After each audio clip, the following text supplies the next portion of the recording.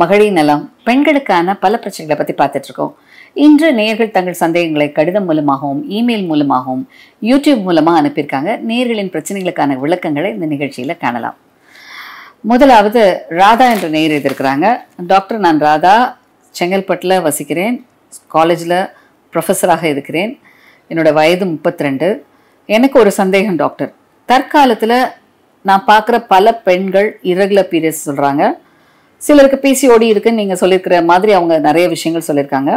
ஆனால் அதில் விட சில பெண்களுக்கு கருமுட்டைகளே குறைவாக இருக்கிறது அப்படின்னு எங்கள் காலேஜ் ஸ்டாஃப், அவங்களோட ஸ்டூடெண்ட்ஸ் இந்த மாதிரி சொல்கிறாங்க. இது ஏன் டாக்டர் சமீப காலத்தில் 26-28 வயதில் பெண்களுக்கே கருமுட்டைகள் எண்ணிக்கை குறைவாவதற்கான காரணம் என்ன? உங்களோட விளக்கத்தை எதிர்பார்க்கிறேன். ஸோ ராதா, நீங்கள் சொன்ன விஷயம் ரொம்ப கரெக்டான விஷயந்தான். சமீப காலத்தில் நம்ம சுற்றுப்புற சூழல்களில் ஏற்படுற மாற்றங்கள், என்விரான்மெண்டல் சேஞ்சஸ், இது ஒரு முக்கியமான காரணம் இந்த கருமுட்டைகள் எண்ணிக்கை குறைவாகிறதுக்கு. பல நேரங்களில் இந்த என்விரான்மெண்டல் டாக்ஸின்ஸ்னால உடலில் பலவிதமான எண்டோக்ரைன் டிஸ்ரப்டர்ஸ்ன்னு சொல்லுவாங்க. இப்போ நம்ம கிட்டத்தட்ட 1878 இந்த டீசல் என்ஜின்ஸ், நம்ம முதல்ல என்ஜின் ஃபார்மேஷன், பெட்ரோலியம் ப்ராடக்ட்ஸ் இது வந்த பிறகு தான் பலவிதமான மாசுகள் நம்மளோட என்விரான்மெண்டலில் பொல்யூஷன் ஆச்சு. இன்றைக்கி காரோட தூசி, புகைகள், இவை தான் முக்கியமான பொல்யூஷன் நம்ம சுவாசிக்கிற காற்றுல இருக்குது. இந்த டெட்ரா ஹைட்ரோ கார்பன்ஸ் இவை அனைத்தும் இதில் இருக்கிற மாலிக்யூல் தான் எண்டோக்ரைன் டிஸ்ரப்டர்ஸ்ன்னு சொல்கிறாங்க. இந்த எண்டோக்ரைன் டிஸ்ரப்டர்ஸ் செல்ஸ், எல்லா செல்களில் உள்ள டிஎன்ஏ, ஆர்என்ஏ, மைட்டோகாண்ட்ரியாவில் சில மாற்றங்களை உருவாக்குறது. இந்த மாற்றங்கள்னால செல்லுலர் வளர்ச்சிகளில் சில மாற்றங்கள் ஏற்பட்டு செல்ல அப்போப்டோசிஸ் அப்படின்ற அந்த செல்லுலர் அழிந்து போகிற திறன்களை அதிகப்படுத்துகிறது. சில விதமான மாசுக்கள் இந்த செல்லுலர் வளர்ச்சியை அப்நார்மல் ஆக்கிறது. அதுக்கு கோடிங் சிஸ்டம் இருக்குது. ஒரு செல்லோட ரெப்ளிகேஷன் ஆகுதுன்னா அதுக்கு ஒரு கோடிங் சிஸ்டம் இருக்கும். அந்த கோடிங் சிஸ்டத்தில் சில மாற்றங்கள் ஏற்படுறதுனால தான் பல நேரங்களில் இந்த செல்ஸ்லாம் அதிகமாக வளர ஆரம்பிக்குது. அதுதான் கேன்சர் மாதிரி உருவாகிறது. ஒரு பக்கம் இந்த செல்ஸ் அழிவை உண்டாக்குறது, ஒரு பக்கம் இது கேன்சர் மாதிரியான விஷயங்களை அதிகப்படுத்துகிறது. ஸோ அந்த வகையில் இந்த எண்டோக்ரைன் டிஸ்ரப்டர்ஸ் என்விரான்மெண்ட்டில் ஏற்படுற பொல்யூஷன், நம்ம சுவாசிக்கிற காற்று மற்றும் உட்கொள்கிற தண்ணி, இப்போ தண்ணியில் பார்த்தீங்கன்னா எவ்வளோ கண்டாமினேஷன், எவ்வளோ கெமிக்கல்ஸ், எல்லாமே பலவித ரசாயனங்கள், எல்லாம் பல இண்டஸ்ட்ரீஸோட கழிவு நீர் எல்லாமே நம்ம குடிக்கிற தண்ணியில் இருக்குது. இது எவ்வளோ கலந்து எவ்வளோ அவங்க பண்ணால் கூட அதோட பாதிப்பு கண்டிப்பாக இருக்கிறது. நம்ம மினரல் வாட்டர்னு, பியூரிஃபைடு வாட்டர்னு குடிக்கிறோம். அதில் பாக்டீரியா, வைரஸும் வரக்கூடாதுன்னு ஏற்படுத்துகிற சில கெமிக்கல்ஸே சில நேரங்களில் இந்த மாதிரியான எண்டோக்ரைன் டிஸ்ரப்டர்ஸ் உருவாகலாம்.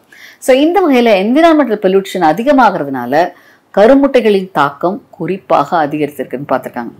பொதுவாக இதில் ஒரு சுவையான சில ஹிஸ்டாரிக் நிகழ்ச்சினா, இந்த வார் டைமில் வாரில் பாதிக்கப்பட்ட இடங்களில் இருக்கிற பெண்களுடைய அந்த வார் பகுதியில் இருந்தவங்க அங்கே நிறைய அவங்க எக்ஸ்போஸ் ஆகிருப்பாங்க. அந்த பாம் எக்ஸ்ப்ளோஷனில் ஏற்படுற சில கிருமிகள், அதில் சில விதமான வாயுக்கள்னால ஏற்படுற மாற்றங்கள்னால இந்த வகையில் இந்த பெண்கள், பாதிக்கப்பட்ட பெண்களுக்கு கருமுட்டைகள் குறைவாக இருந்தது. அடுத்தடுத்த ஜென்ரேஷனில் குழந்தையுமே அதிகமாகிடுச்சு. அதே மாதிரி பார்த்திங்கன்னா இன்றும் வயல்வெளிகளில், இது ஒரு பக்கம் இப்படின்னா, வயல்வெளிகளில் வேலை பார்க்குற பெண்கள் நிறைய இந்த உரம், இதுக்கு தெளிக்கிற உரத்தில் எக்ஸ்போஸ் ஆகிறதுனால இந்த கெமிக்கல்ஸ்னால அவங்க சினை முட்டைகள் குறைவாக இருக்குது. இதெல்லாம் ஒரு முக்கியமான விஷயம். மூன்றாவது முக்கியமான விஷயம் பல நேரங்களில் ஏற்படுற சில தொத்துக்கள், அதாவது வைரஸ் தொத்துக்கள்னாலையும் இந்த கருமுட்டைகள் எண்ணிக்கை குறைவாகலாம். சில பெண்களுக்கு இயற்கையிலே பிறவிலே இருக்கிறோம், அவங்களோட குரோமோசோம்ஸில் குறைபாடுகள். அந்த எக்ஸ் குரோமோசோம் முக்கியமான ஒன்று, கருமுட்டைகள் வளர்ச்சிக்கு தேவையான குரோமோசோம். இந்த எக்ஸ் குரோமோசோம்ஸில் சில நேரங்களில் குரோமோசோம் குறைபாடுகள்னாலே இந்த பிரச்சனைகள் வரலாம். ஸோ பெண்களை பொறுத்த வரைக்கும் இந்த மாதிரியான பிரச்சனைகள் ஏற்படுறதுனால கருமுட்டைகள் எண்ணிக்கை குறைவாகிறது. இது தற்காலத்தில் அதிகமாகிறதுனால தான் பல நேரங்களில் குழந்தையின்மை, 30 வயதில் சில பெண்களுக்கு முட்டைகள் குறைவாக இருக்கும், 28 வயதிலே முட்டைகள் எண்ணிக்கை ரொம்ப குறைவாக இருக்கும், ஏஎம்ஹெச் லெவல் குறைவாக இருக்கும், எஃப்எஸ்ஹெச் அதிகமாக இருக்கும். இது ஒரு முக்கியமான பிரச்சனையாக தற்காலத்தில் அதிகரித்து வருகிறது. இதற்கான காரணங்கள் நம்மளால தான் உருவாகினது. மனித குலத்தில் பாதிப்பு வர்றதுக்கே நம்ம தான் ஒரு முக்கியமான சில கண்டுபிடிப்புகள், ஒரு பக்கம் விஞ்ஞான வளர்ச்சிகள் பல விதங்கள் வந்தாலும் இதனால் மனிதகுல தாக்கமும் மனிதகுல அழிவும் இதனால் ஏற்படுகிறது தான் பல விஞ்ஞானிகள் சொல்கிற விஷயம். ராதா, இதுதான் இதில் உள்ள விஷயம். அடுத்ததாக செல்வி என்ற நேயர் எழுதியிருக்கிறாங்க. டாக்டர், நான் செல்வி பொன்னேரியிலிருந்து எழுதியிருக்கிறேன். ஓவேரியன் டார்ஷன்னா என்ன டாக்டர்? என்னுடைய அக்கா மகளுக்கு 18 வயதில் சடனாக பெயின் வந்தது. டாக்டர்கிட்ட போகும்போது ஓவேரியன் டார்ஷன் சொன்னாங்க. ஒரு ஓவரியை ரிமூவ் பண்ணிட்டாங்க. இது ஏன் ஏற்படுகிறது டாக்டர்? உங்களுடைய விளக்கம் தேவை. அவளுக்கு மறுபடியும் குழந்தை பேரு பின்னாடி பிரச்சனைகள் எதுவும் வருமா? இதை பற்றி தெரிந்து கொள்ள ஆசைப்படுகிறேன். செல்வி, அந்த ஓவேரியன் டார்ஷன் அப்படிங்கிறது வந்து பல நேரங்களில் சடனாக சினைப்பை நார்மலாக கர்ப்பப்பையிலேருந்து ஒரு சஸ்பென்சரி லிகமெண்ட், ஓவேரியன் லிகமெண்ட் ஒரு லிகமெண்ட் தான் இந்த ஓவரியை சஸ்பெண்ட் பண்ணியிருக்கும். பல நேரங்களில் இந்த ஓவேரியன் சஸ்பென்ஷன் லிகமெண்ட் நீளமாக இருந்தால், இல்லை அது ரொம்ப லூஸாக லாக்ஸாக இருந்தால் பல நேரங்களில் அதுவாகவே இந்த மாதிரி டார்ஷன் ஆகிக்கும்.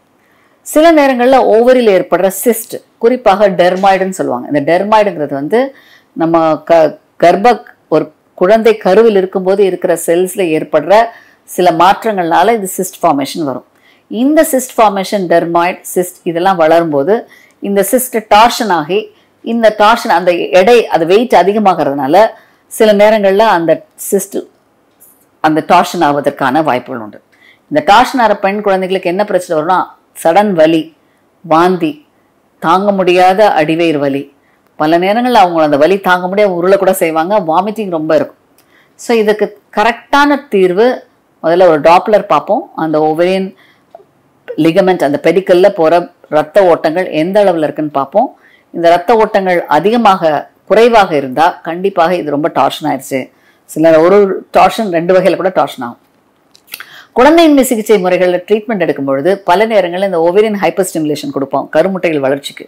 அப்போ அந்த ஓவரிஸ் பெரிதாகும் போது சில நேரங்களில் அதுவும் கூட அந்த வெயிட் தாங்க முடியாமல் டார்ஷன் ஆகலாம்.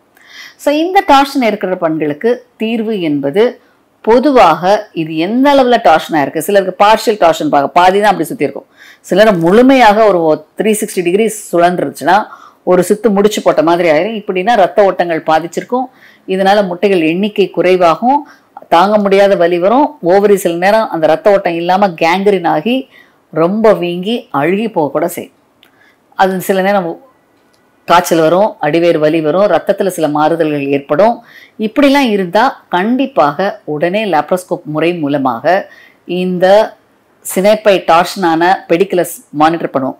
இந்த பெடிக்கலில் ரத்த ஓட்டம் இருந்தால் கண்டிப்பாக இதை அன்ட்விஸ்ட் பண்ணி அதனை ஓரளவு அதை நிலைப்படுத்துவதற்கு, அது ரெடக்டடாக இருக்குது, லூஸாக இருக்குது, அதோட சஸ்பென்ஷன் லிகமெண்ட்டாக அந்த தையல் போட்டு அதை ஃபிக்ஸ் பண்ணுவோம். இதன் மூலமாக இந்த டார்ஷன் ஆவதை தவிர்த்து இந்த சினைப்பை நல்ல முறையில் ஃபிக்ஸ் ஆகிறதுக்கு ஒரு ஏதுவாக இருக்கும். சில பெண்களுக்கு பார்த்தீங்கன்னா இந்த டார்ஷன் முழுமையாகி ரத்த ஓட்டமே இல்லைன்னா ஓவரிஸை எடுக்க வேண்டியது இருக்கும். கூடுமான வரைக்கும் இதை ஆரம்ப நிலையில் கண்டுபிடிச்சா தேவையில்லாமல் முழுமையான ஓவரியும் எடுப்பதை தவிர்க்க முடியும். சில பெண்களுக்கு இந்த டெர்மாய்டு கட்டிகளோ இல்லை ஓவரியில் ஏற்படுற பல சிஸ்ட்னால இந்த டார்ஷன் ஏற்பட்டால் அது பார்ஷியல் டார்ஷன் ஆனால் அந்த சிஸ்டை ரிலீஸ் பண்ணி அதோடைய வெயிட்டை குறைக்கும் பொழுது இந்த கட்டிகளின் மாற்றங்கள் குறைவாகி ஆரோக்கியமாக சினைப்பை ஆரோக்கியமாக இருக்கும். ஸோ இந்த வகையில் இப்போ உங்கள் தங்கச்சிக்கு ஓவரி எடுத்துட்டாங்கன்னு சொல்கிறீங்க. நான் சொல்கிற 2 அட்வைஸை மனசில் வச்சுக்கோங்க. முதலில் திருமணத்தை தேவையில்லாமல் தள்ளி போடாதீங்க. ஏன்னா இருக்கிறது ஒரு ஓவரி. இந்த ஓவரிக்கு ஃபர்டிலிட்டிக்கு கண்டிப்பாக கருமுட்டைகள் ஒரே ஓவரியில் இருக்கும்போது குறைவதற்கு வாய்ப்புகள் உண்டு. தேவையில்லாமல் இந்த பெண் நாளைக்கு திருமணம் செய்யும்போது ஃபர்டிலிட்டியை போஸ்ட்போன் பண்ணாமல், பிளானிங் பண்ணாமல் இருக்க ஒரு அட்வைஸ் கொடுங்க. குழந்தை பேரை விரைவில் ட்ரை பண்ணுவதற்கு முக்கியமாக முடிவெடுங்க. இதில் ஒரு சுவையான விஷயம் வந்து, என்கிட்ட ஒரு பெண் வந்தாங்க. She was around 26. இதே மாதிரி டார்ஷன் ஆகி ஒரு ஓவரி எடுத்துட்டாங்க. அந்த பெண் என்கிட்ட வந்து கேட்டது ரொம்ப ஒரு விழிப்புணர்வாக இருந்தது. டாக்டர், நான் வந்து கண்டிப்பாக I want to do a course in நாசாவில் போய் நான் படிக்க போகிறேன். எனக்கு அதுக்கு எப்படி நான் முடிச்சு வரதுக்கு ஒரு 33-34 இயர்ஸ் ஆகும். எனக்கு ஒரு ஓவரி என்னோட 16 இயர்ஸில் எடுத்துட்டாங்க. எனக்கு இப்போ வந்து இந்த கோர்ஸ் நான் போய் யூஎஸில் போய் பண்ணிட்டு வரும்போது என்னோடய ஓவரிஸில் எக்ஸே குறைஞ்சிடும்ல, என்னுடைய ஓவரியை ஃபர்டிலிட்டி ப்ரிசர்வேஷன் பண்ணுவீங்களான்னு கேட்டாங்க. ரொம்ப அருமையாக இந்த பெண்ணுக்கு விழிப்புணர்வு இருக்குது.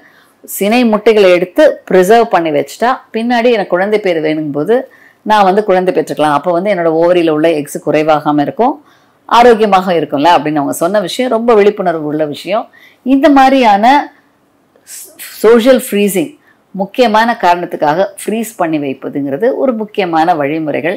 நவீன குழந்தையின்மை சிகிச்சை முறைகளில் இந்த மாதிரி டார்ஷன் வந்து பாதிக்கப்பட்டு சினை முட்டைகள் குறைவாக இருக்க பெண்களுக்கு ஏதோ ஒரு காரணத்தினால திருமணம் தள்ளி போகுதுன்னா முட்டைகள் எடுத்து ஃப்ரீஸ் பண்ணி வச்சா பின்னாடி உங்களுக்கு குழந்தை பேர் பெறுவதற்கு இது ஒரு நல்ல வழிமுறை கொடுக்கும். தேவையில்லாத கருமுட்டைகள் வீணாகி போகிறதையும் தடுக்க முடியும்.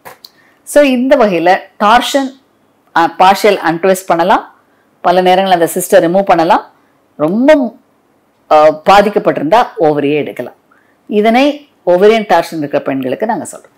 அடுத்து கபிலன் என்ற நேர் எழுதியிருக்கிறாங்க. டாக்டர், என்னுடைய மகளுக்கு பிசிஓடி இருக்குன்னு டாக்டர் சொன்னாங்க. அவங்க காலேஜ் படித்து கொண்டு இருக்கிறார். இவளுக்கு பிசிஓடியை முழுமையாக சரி செய்ய முடியுமா? உங்களுடைய விளக்கம் தேவை. மிஸ்டர் கபிலன், உங்களோட பெண்ணுக்கு இப்போ உங்கள் பெண்ணுக்கு கிட்டத்தட்ட 18 வயதாகுதுன்னு சொல்கிறீங்க. பிசிஓடி இருக்குது டாக்டர் சொன்னாங்கன்னு சொல்கிறீங்க. பிசிஓடியை முழுமையாக சரி செய்ய முடியுமான்னு கேட்குறீங்க. இதில் உங்களுக்கு நான் சொல்ல வேண்டிய விஷயம் என்னென்னா, பிசிஓடி என்பது வியாதி அல்ல. இது உடலில் ஹார்மோனில் ஏற்படுற ஒரு மாற்றம். இந்த ஹார்மோன் இன்பேலன்ஸ் ஆகுவதனால கருமுட்டைகள் வளர்ச்சி குறைவாகி சரியான முறையில் கருமுட்டைகள் வளராமல் அரெஸ்ட் ஆகி சிஸ்டாக ஃபார்ம் ஆகுவது தான் பிசிஓடி. ஸோ இந்த வகையான பெண்களுக்கு இர்ரெகுலர் பீரியட்ஸ் இருக்கும், ஹார்மோன் சேஞ்சஸ் இருக்கும், கருமுட்டைகள் வளர்ச்சி சீராக இருக்காது. இதில் பலவிதமான காம்பினேஷன்ஸ் இருக்கலாம். சில பெண்களுக்கு பீரியட்ஸ் கரெக்டாக வரும், ஆனால் ஓவரி சைஸ் பெருசாக இருக்கும், ஹார்மோன்ஸ் அதிகமாக இருக்கும். சில பெண்களுக்கு ஓவரி சைஸ் நார்மலாக இருக்கும், ஹார்மோன் அதிகமாகி ரொம்ப இர்ரெகுலர் பீரியட்ஸ் இருக்கும். சில பெண்களுக்கு எல்லாமே அதிகமாக இருக்கும், இர்ரெகுலர் பீரியட்ஸ் இருக்கும், ஓவரிஸும் பெருசாக இருக்கும், ஹார்மோன்ஸும் ரொம்ப அதிகமாக இருக்கும். ஸோ இந்த மாதிரியான டிஃப்ரெண்ட் காம்பினேஷன் பர்மியூட்டேஷன்ஸ் இந்த பிரச்சனைகள் வரலாம். ஸோ கண்டிப்பாக உங்களுடைய மகளுக்கு இந்த சினைப்பை நீர்க்கட்டி என்பது வியாதி அல்ல. பொதுவாக சடனாக உடல் எடை கூடுவது, உடலில் சர்க்கரை வியாதி போன்ற பல ஹார்மோன் சேஞ்சஸ் வருவது, இவை அனைத்தும் தான் அந்த பிசிஓடி வருவதற்கான அடிப்படையாக இருக்கிறது. ஸோ அடிப்படையான காரணம் என்ன என்பதை பாருங்கள். பொதுவாக அடிப்படையான காரணம் உடல் பருமன் அதிகமாகுவது, மன அழுத்தம் அதிகமாகுவது, பல நேரங்களில் உடல் ரீதியான சில பிரச்சனைகள்னாலே நீர்க்கட்டிகள் உருவாகலாம். ஸோ என்ன காரணம் என்பதை தெரிந்து அந்த காரணத்தை சரி செய்வதற்கான சிகிச்சை முறைகள் எடுக்கணும். உடல் எடை அதிகமாக இருந்தால் லைஃப் ஸ்டைல் மாடிஃபிகேஷன்ஸ், எடை குறைங்க, ஃபுட்டை டயட்டை கண்ட்ரோல் பண்ணுங்கள். உடல் எடை குறைத்து ஆரோக்கியமாக உங்கள் உடல்நிலை மாறுவதற்கு என்னென்ன விஷயங்கள் பண்ணணுமோ அதை பண்ணுங்கள். முறையாக உங்களுடைய உடல் ஹார்மோன்ஸை பரிசோதித்து இந்த ஹார்மோன் லெவலை சப்ரஸ் பண்ணி கரெக்ட் பண்ணுவதற்கு பலவிதமான மருந்துகள் இருக்குது. இதனை செய்வதன் மூலமாக பிசிஓடி கண்டிஷன்ஸை கண்ட்ரோலில் வைக்கலாம். பல நேரங்களில் இதனால் ஏற்பட்ட மாற்றங்களை திரும்பவும் மாற்றிவிடலாம். ஸோ இது கண்டிப்பாக சரி செய்யக்கூடிய பிரச்சனை. முறையான மருத்துவர் அணுகினீங்கன்னா இதை முழுமையாக சரி செய்து ஆரோக்கியமாக மாதவிலக்கு சரி செய்ய முடியும், குழந்தை பேர் பெற முடியும், கர்ப்ப காலத்தில் இதனால் வர காம்ப்ளிகேஷன்ஸையும் தடுக்க முடியும். லாங் டேர்மில் ஒரு பெண்ணின் வாழ்க்கையை பாதிக்கப்படுற கேன்சர், ஓவேரியன் டியூமர், கர்ப்பப்பை புற்றுநோய் இவற்றிலிருந்தும் பாதுகாக்க கண்டிப்பாக முடியும்.